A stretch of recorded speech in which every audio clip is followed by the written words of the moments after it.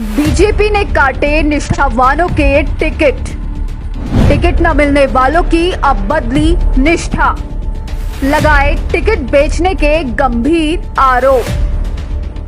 उत्तराखंड में विधानसभा चुनाव 2022 के लिए नामांकन प्रक्रिया चल रही है। इस बीच राजनीतिक दलों ने कई प्रत्याशियों के टिकट काट दिए हैं। नेताओं में इसकी टीस साफ देखी जा रही है। टिकट कटने से कोई दहाड़े मारकर रो रहा है तो कोई पार्टी पर टिकट बेचने के आरोप लगा रहा है।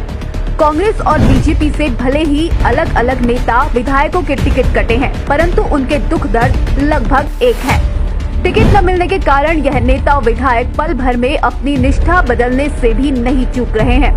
हाल ही में सबसे गंभीर आरोप लगे हैं बीजेपी पर, जो कि उन्हीं के निष्ठावान नेताओं ने लगाए हैं। लेकिन बीजेपी से धोखा खाने के बाद अब यह नेता चुप रहने वाले नहीं हैं। टिहरी से बीजेपी पर धन सिंह नेगी ने गंभीर आरोप लगाए हैं।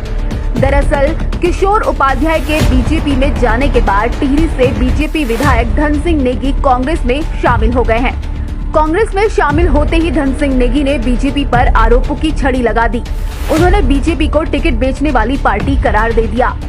उधर रुद्रपुर के बीजेपी विधायक राजकुमार ठुकराल ने पार्टी से टिकट कटने के बाद बीजेपी से इस्तीफा दे दिया है। बीजेपी ने उनकी जगह टिकट शिव अरोड़ा को दे दिया, जिससे राजकुमार ठुकराल बेहद आहत हुए। उन्होंने भी बीजेपी पर टिकट बेचने के गंभीर आरोप लगाए हैं। बीजेपी द्वारा लालकुआं सीट से मोहन सिंह बिष्ट को टिकट दे देने के बाद टिकट के प्रबल दावेदार पवन चौहान ने बीजेपी से इस्तीफा देते हुए निर्दलीय चुनाव लड़ने का ऐलान कर दिया।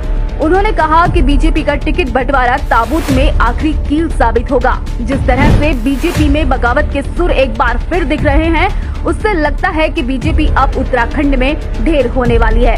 शायद बीजेपी अपने अनुभवी नेताओं की अनदेखी कर रही है और यही अनदेखी बीजेपी के पतन का कारण होगी।